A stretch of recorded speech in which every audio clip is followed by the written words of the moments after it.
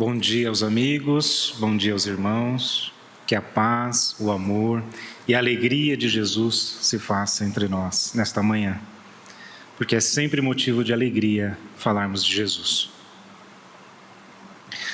Antero de Quental, notável poeta português, nascido no segundo lustro do século XIX,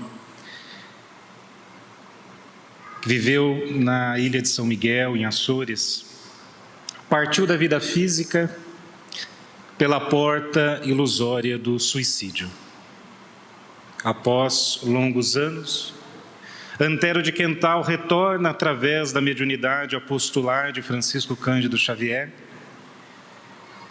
e deixa inúmeras páginas que nos tocam as fibras mais íntimas, porque reconhecemos ali, além de um profundo sofrimento pelas escolhas infelizes, também a alegria por ter encontrado a imortalidade da alma após o transe da vida física. E para dar início às nossas reflexões, à nossa conversa da manhã, nós queremos recordar uma dessas páginas, que foi publicada na obra extraordinária Parnaso de Além-Túmulo, de Chico Xavier. A obra que apresentou Chico Xavier para o mundo, mas também representou um dos maiores atestados da mediunidade também para o mundo. Em uma dessas páginas, diz Antero de Quental: quando fugi da dor, fugindo ao mundo, divisei aos meus pés, de mim diante, a medonha figura de gigante do remorso, de olhar grave e profundo. Era de ouvir-lhe o grito gemebundo, sua voz cavernosa e soluçante. Aproximei-me dele, suplicante, dizendo-lhe cansado e moribundo: que fazes ao meu lado, corvo horrendo? Se enlouqueci no meu degredo estranho, acordando-me em lágrimas gemendo? Ele riu-se e clamou para os meus ais: companheiro na dor, eu te acompanho, nunca mais te abandono, nunca mais. Companheiro na dor, eu te acompanho, nunca mais te abandono, nunca mais. O título desse poema é Remorso. Quando nós acompanhamos, estudamos e refletimos em torno dos aspectos fundamentais de nossa reconciliação com Deus, quando nós observamos os elementos necessários que possam nos guindar à comunhão com Deus, que é o objetivo central de nosso crescimento espiritual, dar início primeiramente à fidelidade a Deus, alcançando a comunhão, onde, nas palavras do próprio Cristo, seremos um só com o Pai, nos tornando co-criadores, que é o nosso destino. Nós vamos encontrar dentre esses elementos que dificultam o processo, a culpa, o remorso. A nossa cultura, ela foi permeada de um impositivo teológico bastante endurecido, onde criamos uma imagem idealizada de Deus como o Supremo Senhor da Justiça, e nós, uma imagem idealizada dos seres pecadores, mergulhados profundamente no mal, culpados de nascença, pelos erros que nem mesmo tínhamos cometido. E construímos um processo psicológico que ainda nos impõe um processo, uma experiência interior de autocomiseração, de culpa profunda, onde não nos reconhecemos dignos nem mesmo da presença divina, ou não nos reconhecemos capazes de ocupar o espaço que nos cabe dentro de um processo iluminativo que somos fadados a viver e construir. No entanto, quando nós nos lançamos às páginas do Evangelho, quando nós procuramos Jesus na fonte dos teus discípulos, dos teus apóstolos, quando nós passeamos pelas páginas das tradições cristãs, nós somente encontramos testemunhos de amor. Em Jesus nunca houve condenação. Em Jesus nunca houve crítica. Em Jesus nunca houve julgamento. Em Jesus apenas existiu nas páginas do Evangelho acolhimento, compreensão, presença, estímulo, alegria. Durante séculos nós apresentamos uma teologia cristã carregada de peso pela culpa. No entanto, essa mesma teologia, ela nasce e se desenvolve de uma doutrina conhecida como boa nova, como boa notícia. É irônico carregarmos dentro de nós incutido uma culpa extrema que nos limita, nos torna incapazes de sonhar com a própria iluminação, nos traz o sentimento de sermos indignos da espiritualidade, sendo que o maior poema das verdades espirituais que um dia recaiu sobre a terra se chama Bem-aventuranças. Foram notícias felizes. Jesus, ele dá início ao seu apostolado nas bodas de Caná, num casamento. Seu primeiro grande feito, demonstrando os seus poderes espirituais, é realizado num casamento, num momento feliz.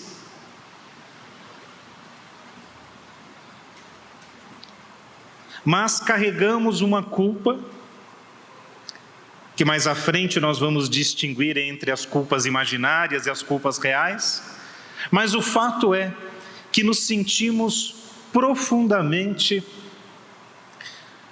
adormecidos em nossas capacidades por um sentimento de sermos indignos ou incapazes de ocuparmos o espaço espiritual que nos cabe.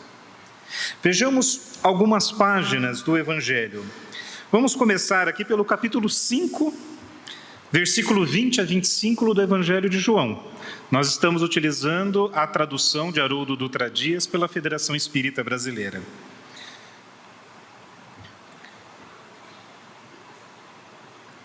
Pois o Pai ama o Filho, Ele mostra tudo o que Ele faz, Ele mostrará obras maiores do que essas, para que vos maravilheis.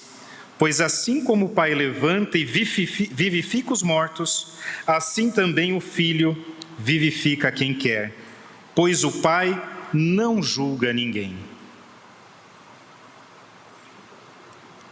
Nós vamos encontrar na linguagem profundamente simbólica da tradição judaica a imagem de morte para aquela alma que tombou nos erros e perdeu a vitalidade interior. E nós vamos encontrar nesta mesma tradição a imagem de que quando caminhamos em direção à comunhão com Deus, quando mobilizamos as nossas melhores energias para o compromisso espiritual de nossa transformação, adotando as disciplinas e a direção correta em direção a Deus, nos brota vida, que é vitalidade interior. Então, nos dizeres do Cristo, a presença dele em nome do Pai, a mensagem dele que representa o que Deus gostaria de dizer às criaturas humanas, é uma mensagem vivificante, uma mensagem que traz vitalidade interior para aquele que a adota. E ele faz questão de colocar: não há julgamento. Não há julgamento, nem do nosso estado atual, nem do nosso passado. O Espírito de Emmanuel, numa belíssima página da obra Vinha de Luz, afirma: para quem adota uma vida nova com Jesus Cristo, o passado está morto. Não importa mais. Em outra belíssima página, na mesma obra, diz Emmanuel, parafraseando Jesus: levantai os olhos para o horizonte, olhai, a plantação está pronta para a ceifa. Levantai os olhos. Erroneamente, nós adotamos uma postura interior nascida de várias influências teológicas do nosso passado e da nossa cultura, onde nós vivemos dentro de um processo de espiritualidade, olhando quase sempre para o retrovisor, onde diante do monte iluminativo nos apresentados pelo Evangelho, nós pautamos quase que em uma ideia fixa as nossas reflexões em nosso passado desastroso. E não nos sentimos indignos. Nós nos sentimos indignos de assumir a nossa função como tutores de nós mesmos, artífices do próprio coração, e nos sentimos indignos de adotar o nosso lugar na seara do Mestre, na vinha do Senhor. Mas, quando nós vislumbramos as páginas do próprio Evangelho, nós notamos que isso não se justifica.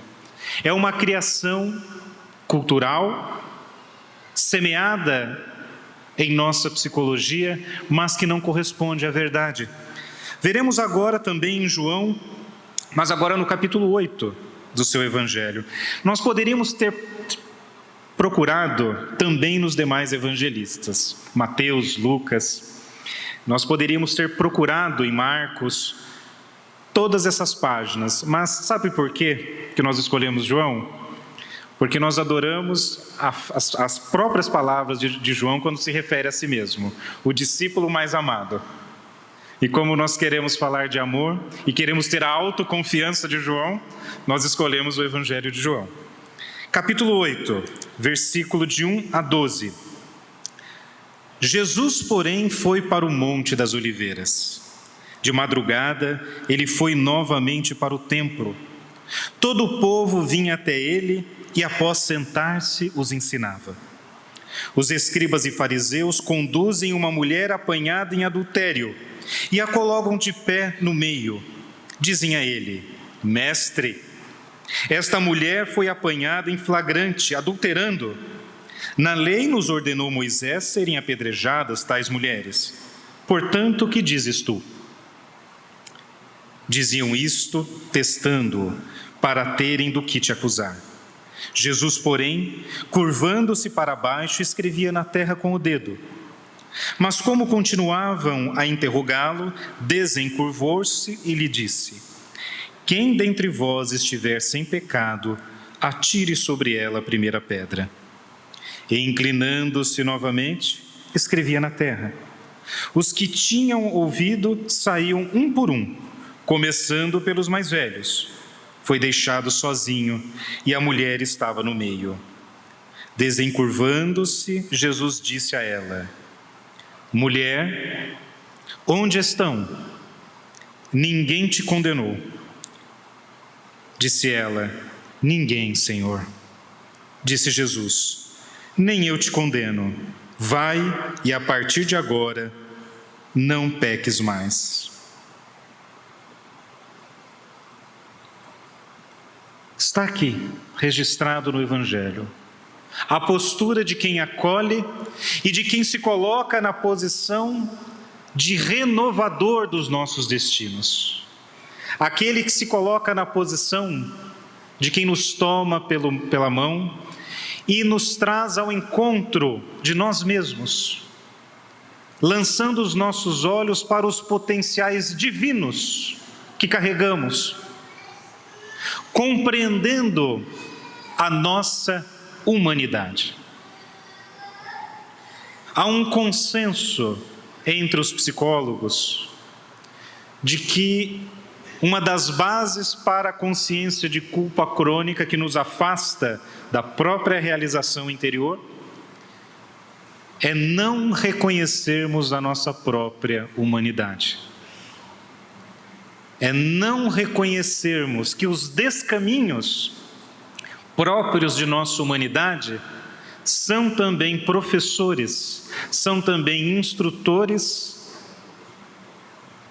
que nos encaminharão naturalmente para a autoconsciência, para o ganho de discernimento, onde, ampliando a nossa visão, a nossa imagem de Deus, a nossa imagem da vida, e nos conectando à nossa própria realidade, nos permitirá um caminho de crescimento e de espiritualidade madura. O reconhecimento de nossa humanidade. Jesus reconhecia a nossa humanidade. Qual foi a postura dele adotada aqui diante da mulher adúltera? Mulher, eu também não te condeno. Vai e não peques mais. Realinhe o próprio destino. Levanta-te. Essa palavra simbólica de Jesus, utilizada em vários momentos do Evangelho, onde ele cura, representa também uma postura interior. Levanta-te. Caiu? Mergulhou no erro? Ou está neste momento caminhando pelos vales da sombra da própria alma? Levanta-te. Porque há também um outro mecanismo muito perigoso dentro de nossos processos de autoconhecimento. Quantos de nós nos tornamos referências espirituais, e isso nós estamos colocando em todas as religiões, referências espirituais imaturas, porque negamos a própria sombra, fingimos e lutamos, caminhamos, como se dentro de nossa alma não houvesse aspectos de sombra, e adotamos uma postura onde aceitamos apenas a própria luz. Apresentamos essa luz ao mundo, mas haverá um momento em que esses corações adoecerão. Adoecerão. Certa vez, conversando com um grande amigo, grande palestrante espírita, a quem nós temos muito carinho, respeito e amizade, conversamos quase todas as semanas, ele me disse: olha, Felipe, eu confio muito mais no guia espiritual, que mergulhou muito tempo na sombra e saiu dela, forjando a própria luz, do que aquele que está na luz, mas mal conhece a própria sombra. Porque a espiritualidade genuína, ela compõe sombra e luz. Só há espiritualidade genuína como quando somos pessoas inteiras, como diz Anselm Green, notável monge da Ordem de São Bento, monge alemão. Somente há espiritualidade madura como quando somos pessoas inteiras. O que Jesus coloca à mulher adúltera é uma proposta de sermos uma alma inteira. Não há cisão. Vejamos um outro trecho do Evangelho de Jesus. Também em João, capítulo 12, 2 versículos muito curtos, 44 a 47. 3 versículos. Jesus gritou e disse: quem crê em mim, não crê em mim, mas em quem me enviou. E quem me contempla, contempla a quem me enviou. Eu vim como luz para o mundo, a fim de que todo aquele que crê em mim não permaneça em trevas. Se alguém ouvir as minhas palavras e não guardá-las, eu não o julgo.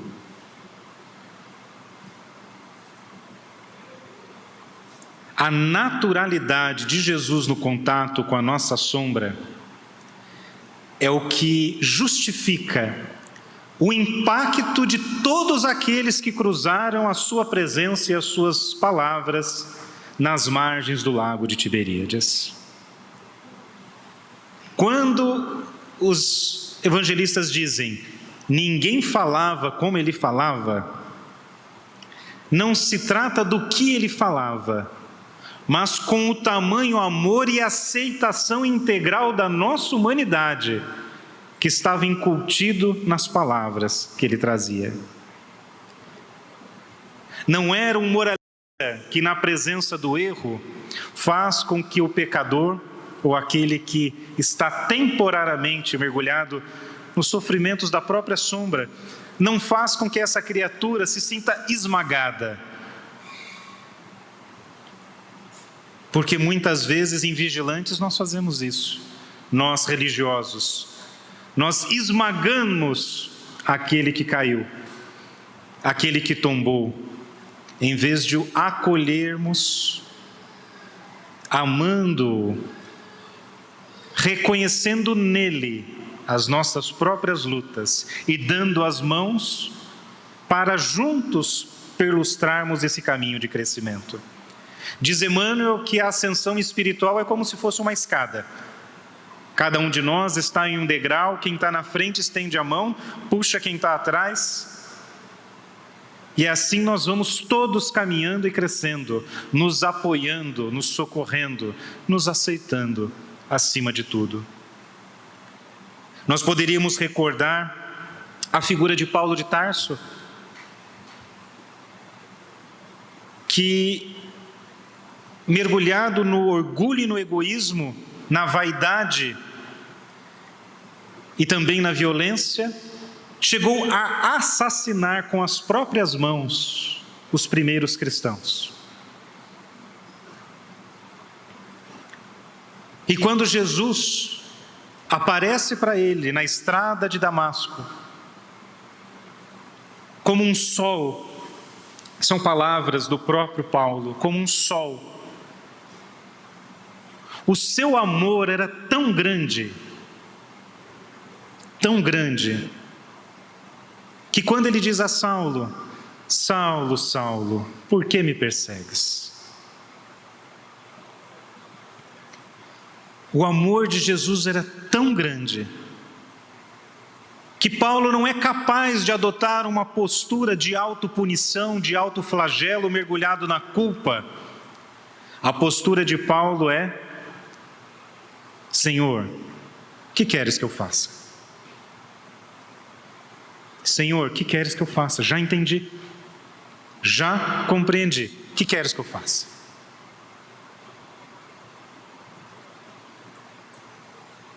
Nós estamos construindo essas reflexões nesta manhã na simplicidade do Evangelho, porque é comum na conversa entre os amigos, entre nós, que estamos estudando e refletindo as coisas espirituais, nos sentirmos indignos da própria espiritualidade, ou nos sentirmos incapazes.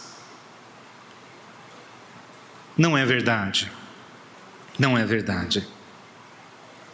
Nós, pelas palavras do próprio Espírito de Emmanuel, somos herdeiros das estrelas. Somos co-criadores.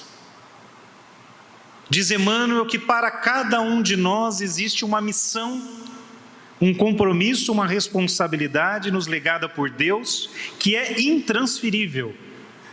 Só você pode fazer. Só você. Deus te aguarda para uma tarefa, um compromisso que é só seu, apenas seu. E é preciso dizer, você é profundamente amado por Deus.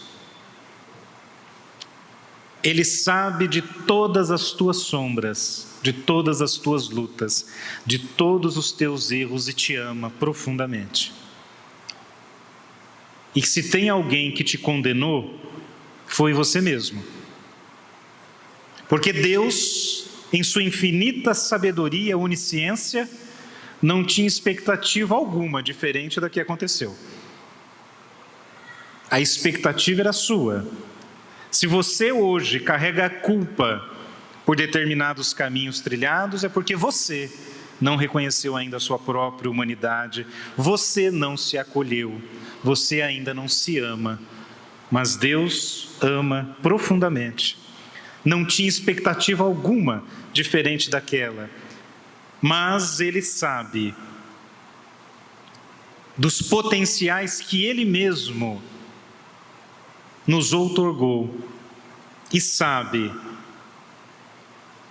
da posição única que você ocupará.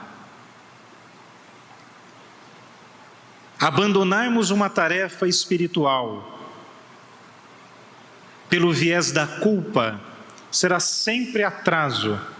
Abandonarmos uma tarefa espiritual por não nos sentirmos capazes ou nos sentirmos indignos de tamanho investimento espiritual será sempre atraso, nada mais. Nada mais. Meditemos nas palavras de Paulo diante da própria consciência de culpa. Senhor, que queres que eu faça? Que queres que eu faça? Sem autocomiseração.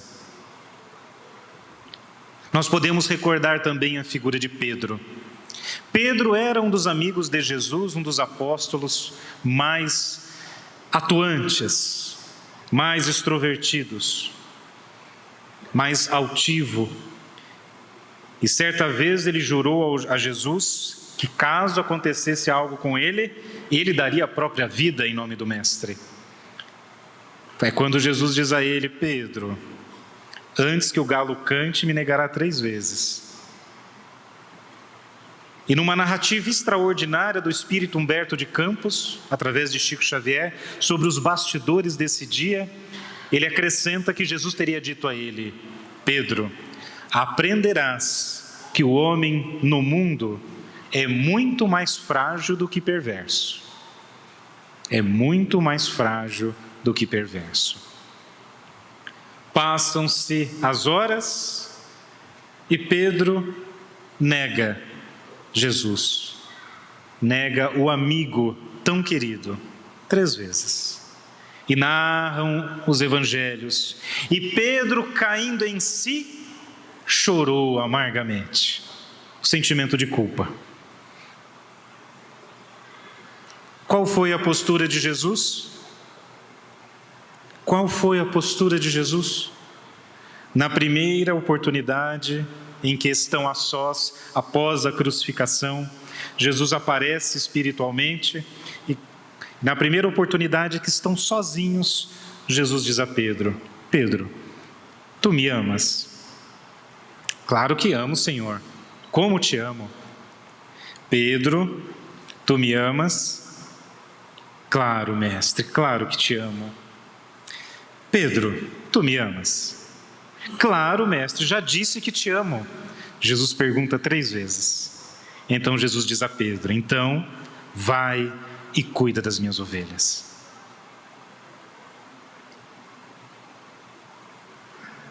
O homem no mundo é muito mais frágil do que perverso.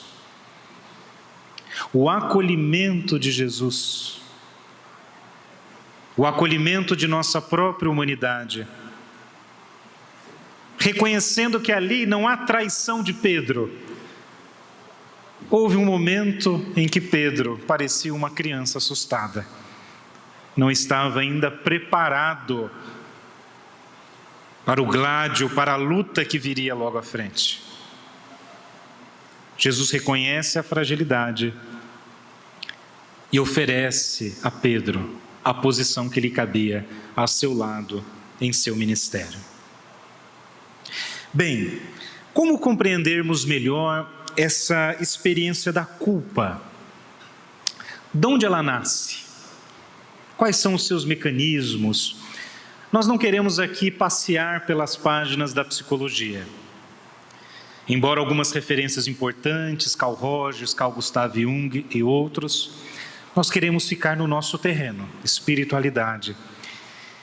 E nós temos uma belíssima página do Espírito de Emmanuel na obra Pensamento e Vida, que merece a nossa atenção. São 2 páginas. Uma em que o Espírito de Emmanuel analisa o dever e outra em que ele analisa a culpa. Porque a culpa se deriva da transgressão do dever. Essa obra, Pensamento e Vida, muito estudada no grupo Pérolas de Emmanuel, aqui da nossa casa, é um curso dado na espiritualidade para quem vai reencarnar. Vale a pena ler. É uma cartilha falada, diz Emmanuel. Quem vai reencarnar recebe esse curso e Emmanuel transcreveu esse curso compondo a obra Pensamento e Vida. No capítulo Dever, diz Emmanuel: o dever define a submissão que nos cabe a certos princípios estabelecidos como leis pela sabedoria divina para o desenvolvimento de nossas faculdades. Para viver em segurança, ninguém desprezará a disciplina. Obedecem às partículas elementares no mundo atômico, obedece à constelação na glória da imensidade. O homem viajará pelo firmamento a longas distâncias do lar em que se lhe vincula o corpo físico. No entanto, não logrará fazê-lo sem obediência aos princípios que vigem para os movimentos da máquina que o transporta. Dessa forma, pode-se simbolizar o dever como sendo a faixa de ação no bem que o Supremo Senhor nos traça à responsabilidade para a sustentação da ordem e da evolução em sua obra divina, no encalço de nosso próprio aperfeiçoamento. Então vamos lá, vamos simplificar. Quem aqui já teve aquelas plantinhas em casa, não sei aqui quem gosta de jardim, eu particularmente adoro. Tem determinadas plantas que se a gente não colocar uma haste e prender ela tomba e não se desenvolve, ela se machuca os galhos, machuca as folhas, e a gente tem que prender ela num galho. Implementar a ela uma disciplina, algo de fora para dentro, que a fixe numa posição para que ela cresça com segurança. Nós temos, por exemplo, no trânsito, um conjunto de regras que nem todo mundo adota, mas não os presentes, né? Todo mundo aqui dá seta direitinho, segue as placas, só os ausentes que não respeitam. Nós temos no trânsito um conjunto de regras, um conjunto de disciplinas, que quando respeitadas mantém todos em ordem, em segurança. São regras de fora para dentro. Do mesmo modo, a espiritualidade, quando ela organiza a nossa reencarnação, ela cria um conjunto de disciplinas, compromissos, obrigações que nos serão trazidas pelas forças das circunstâncias. São obrigações, deveres.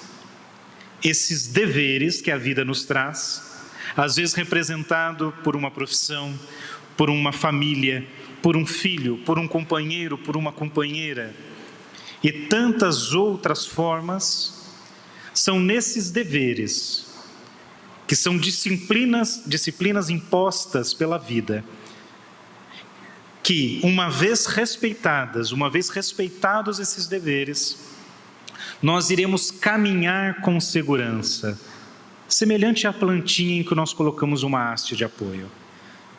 Enquanto ela ficar ali, firme, presa na haste, ela vai se desenvolver com maior segurança, com maior perfeição. Toda vez que nós transgredimos esses deveres, quando nós abandonamos um dever que nós fomos, pela providência divina, obrigados a assumir, a adotar, pela nossa própria segurança, desenvolve-se uma consciência de culpa. Diz Emmanuel: Desse modo, pela execução do dever, região moral de serviço, a que somos constantemente alertados pela consciência, exteriorizamos a melhor parte, recolhendo a melhor parte dos outros. Acontece, porém, que muitas vezes criamos perturbações na linha de atividades que o Senhor nos confia, e não apenas desconjuntamos a peça de nossa existência, como também colocamos em desordem muitas existências alheias, desajustando outras muitas peças na máquina do destino. Surge então para nós o inexorável constrangimento à luta maior. É dessa maneira que recebemos, por imposição das circunstâncias, as lutas mais dolorosas da existência. No capítulo seguinte, Emmanuel vai fazer uma análise sobre a culpa. E ele já dá início às reflexões dizendo: quando fugimos do dever, nos precipitamos no sentimento de culpa, do qual se origina o remorso, o monstro do poema de Antero de Quental, com múltiplas manifestações, impondo-nos brechas de sombra nos tecidos sutis da alma. Culpa, dever. Quando transgredimos um dever, nasce o sentimento de culpa, como um alerta,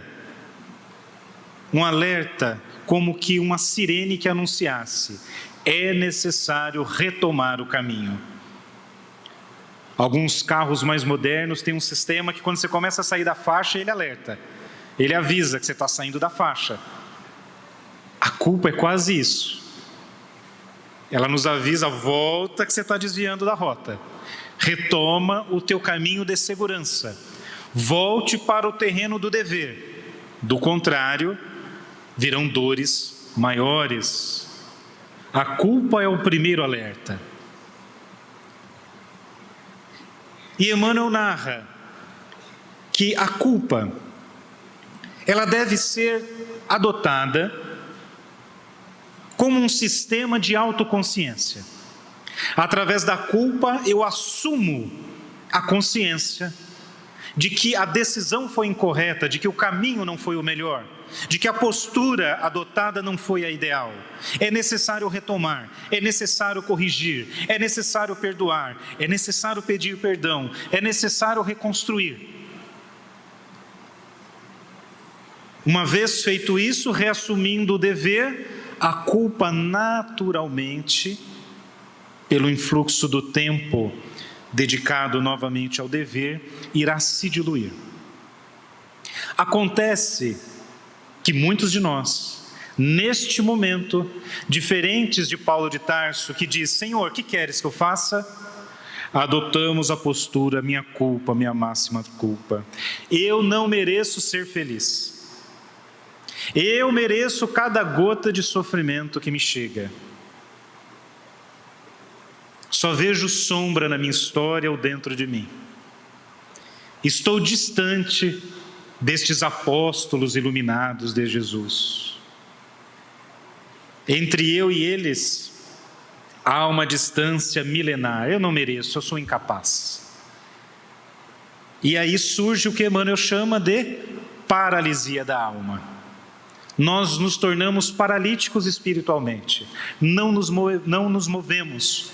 E diz Emmanuel, na introdução do livro Caminho, Verdade e Vida: muitos espíritos levam séculos e séculos remoendo a própria culpa. Séculos e séculos remoendo a própria culpa nas esferas inferiores, sem nada produzir. Diz Jesus: levantai os olhos, olhai o horizonte. A proposta trazida por Jesus é de reconstrução, de reparação, de iluminação. Não é uma proposta de autocomiseração, mergulhado no remorso, onde eu reconheço a luz do Evangelho, mas me sinto indigno dela e adoto uma postura de paralisia espiritual. A proposta de Jesus é de assumirmos como protagonistas da própria existência, artífices da própria obra luminosa que somos nós mesmos, construtores do próprio destino,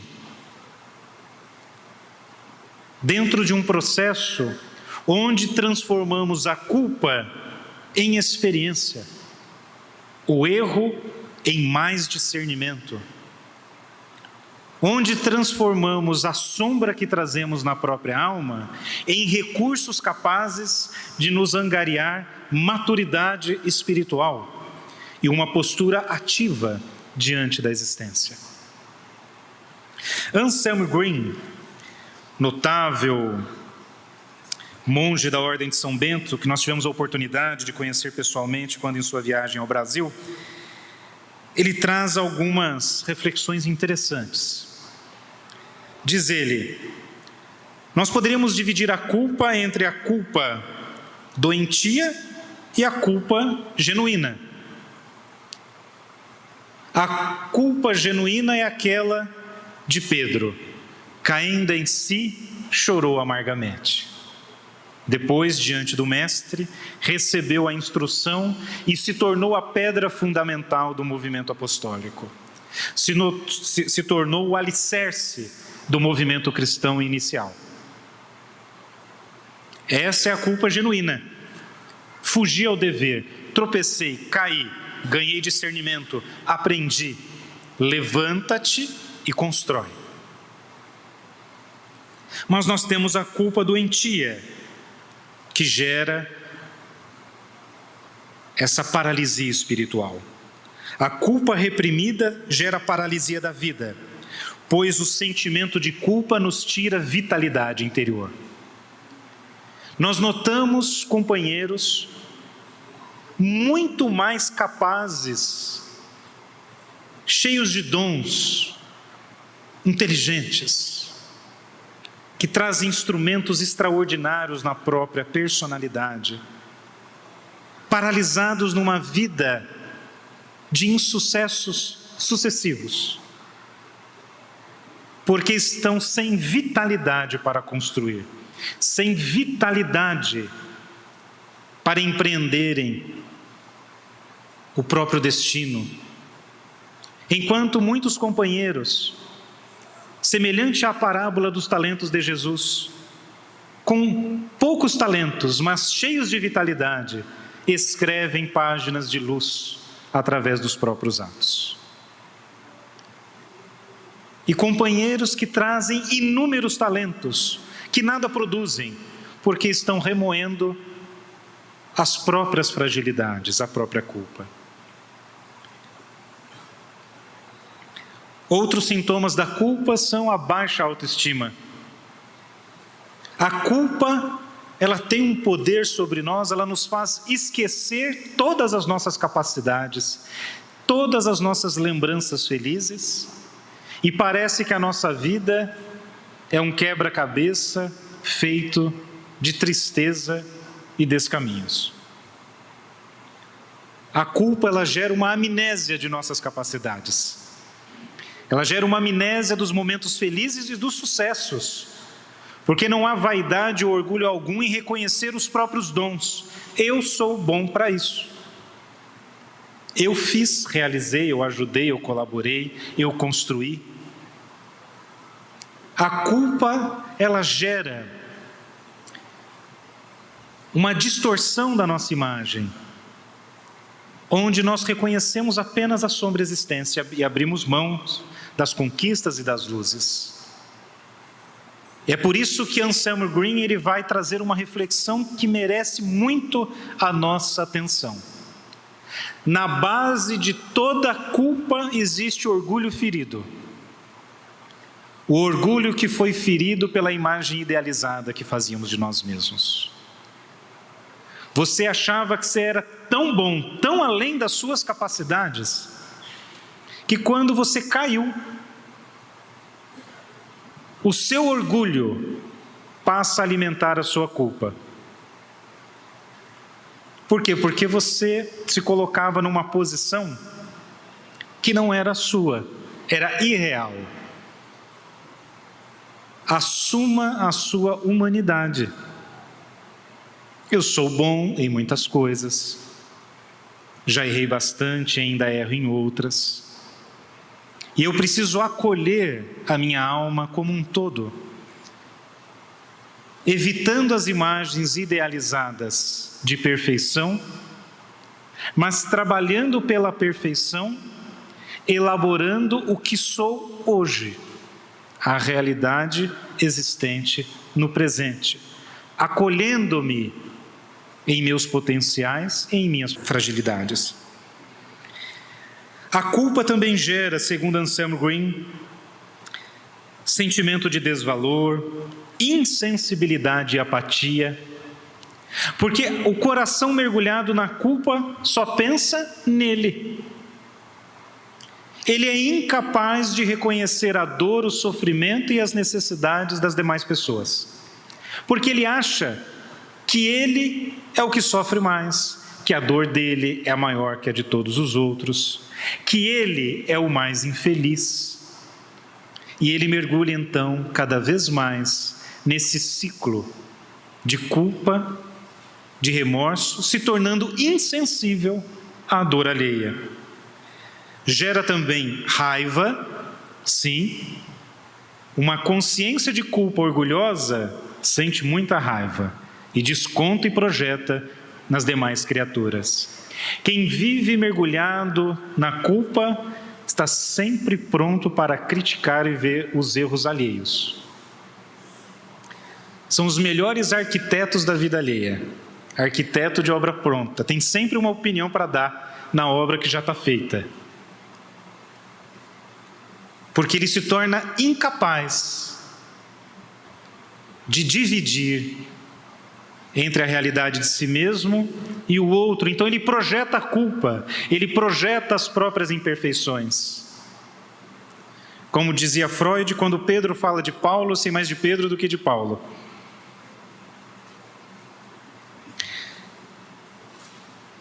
É necessário criarmos uma diferença entre culpa e consciência de responsabilidade. Espiritualidade amadurecida transforma o erro em consciência de responsabilidade. Uma vez estando consciente da minha responsabilidade, eu verifico o que eu posso fazer para reparar, como eu posso me desculpar, como eu posso corrigir. Ou em relação à minha própria sombra, eu reconheço a vastidão das minhas más inclinações, das minhas más tendências, e vou adotar recursos para transformar sombra em luz, para iluminar os escaninhos da minha alma, sem paralisia espiritual, sem autocomiseração, mas com consciência de responsabilidade.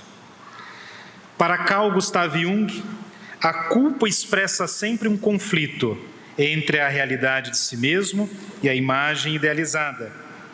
E então nós abandonamos a nossa própria humanidade.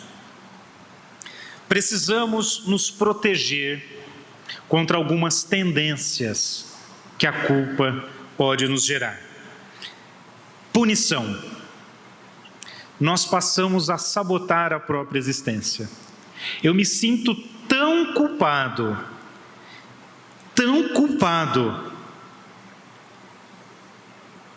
que eu chego à conclusão de que eu não mereço ser feliz. Então, se eu tenho uma pessoa que cuida de mim, que se empenha, que me ama, que faz tudo, eu saboto esse relacionamento. Se eu tenho um bom emprego, ou se coisas felizes me acontecem, eu saboto a viagem, eu saboto a minha profissão. Eu sempre crio situações, inconscientemente, crio situações para sabotar a minha própria felicidade. Porque eu não aceito ser feliz, porque eu não mereço ser feliz. Esse é um dos maiores perigos da culpa: sabotarmos a nossa própria felicidade. Existe outra tendência. Às vezes a culpa ela é tão grande, que eu adoto a postura de negar a sua existência. E quando eu nego a culpa, eu me torno o maior crítico da vida alheia, o maior crítico das demais pessoas. Esses dois caminhos são bastante perigosos e merecem terapia adequada junto aos psicólogos. Diz Anselmo Green: muitas vezes na autoacusação temos o outro lado do orgulho. Assim como o discernimento nascido do estudo produz luz espiritual, as experiências na sombra geram maturidade e também podem ser bons professores. Meus queridos amigos, em Jesus nós temos o amor que aceita a nossa própria humanidade. Jesus não foi um mestre moralista, ditador de regras. Jesus foi um amigo, um irmão mais velho, um mestre por excelência, capaz de amar-nos em nossa fragilidade e de nos ensinar a amarmos-nos em nossa própria fragilidade. Em Jesus houve sempre aceitação integral de nossa alma, assim como estamos. Quando nós tivemos a nossa visão expandida pela doutrina espírita e aprendemos então que somos espíritos imortais, herdeiros de longa e vasta experiência através das reencarnações, nós descobrimos também que o nosso passado é forjado de erros. E está tudo bem. Está tudo bem. Há uma imensa diferença entre os erros cometidos na ignorância e a intenção do mal. Todo aluno tem direito ao erro. Todo aprendiz tem direito à dúvida. Os erros são parte integral do processo de sabedoria. Já a intenção do mal nos torna maus. A intenção do mal anuncia dias de profunda tristeza e expiação. Mas dificilmente entre nós encontraremos corações com a intenção do mal. Entre nós que já estamos aqui em busca da espiritualidade, em busca de Jesus, na simplicidade do seu evangelho, entre nós que estamos cansados das ilusões do mundo e dos prazeres de um segundo, entre nós temos a certeza que assim como que naquela primeira comunidade dos discípulos de Jesus, existem aqui os corações sinceros, que permeiam ainda cada um de nós pelos terrenos da ignorância, da dúvida e do fracasso natural de nossa própria humanidade. Como disse Jesus a Pedro no texto de Humberto de Campos, o homem do mundo é muito mais frágil do que perverso. Não permitamos que a culpa nos paralise no trabalho espiritual. Não vejamos nas limitações e nas sombras limitadores, obstáculos, muros para os compromissos espirituais que possamos adotar na casa espírita ou em qualquer outra função na obra de Jesus. Nós aprendemos com Jesus que quando Deus, quando a espiritualidade encontra um coração sincero, desejoso de servir à verdade, eles se manifestam e podem produzir as obras mais extraordinárias que a nossa imaginação possa construir. Sermos instrumentos da espiritualidade é a nossa glória, porque as virtudes, as luzes partem do alto e chegam ao mundo através de nós. Na imagem de Santa Teresa de Ávila, na sua obra extraordinária Castelo Interior, é como se a nossa alma fosse um castelo de cristal e no centro vivesse um sol de máxima beleza, que é Deus em nós. O nosso papel é manter esse castelo límpido, translúcido, para que Deus ilumine o mundo através de nós. Porque a luz que chega ao mundo não é nossa, a nossa é a glória de sermos instrumentos. Quando Deus se manifesta num coração sincero, Ele transforma todas as sombras e todo o passado culposo em experiências dignas de luz e realizações nobres. Mahatma Gandhi, na sua obra extraordinária, Eu e Minhas Experiências com a Verdade, logo na introdução ele diz: Deus para mim é a verdade. E ele dedicou a vida inteira caminhando pelas sombras do seu mundo interior, com sinceridade, buscando a presença divina. A obra realizada por Gandhi em sua época, libertando 700 milhões de indianos à época do jugo inglês, não é uma obra construída por força política ou por uma inteligência extraordinária, mas é uma obra de um coração frágil, que caminhou pelas sombras por diversas vezes, mas de tamanha sinceridade e obediência, que pôde então se tornar instrumento de Deus sobre a terra. Como está nas cartas de Paulo de Tarso, palavras dele mesmo: não sou eu quem vivo, mas é Cristo que vive em mim. Eliminemos a culpa, eliminemos as amarras do nosso passado desastroso. Todo descaminho é lição, e ofereçamos a Jesus um coração sincero, para que Ele possa oferecer ao mundo as obras que Ele desejar, as obras que forem da Tua vontade. Sejamos instrumentos em nossa própria fragilidade, e o milagre vai acontecer. Nós queremos encerrar com as palavras de otimismo e incentivo de Maria Dolores, quando diz: Senhor, Tu nos disseste, ide e falai ao mundo do excelso amor no lar celeste. E dizei da bondade da lei que a todos nos governa, no curso da jornada dia a dia, para a perpetuidade da alegria, em plenitude de grandeza eterna.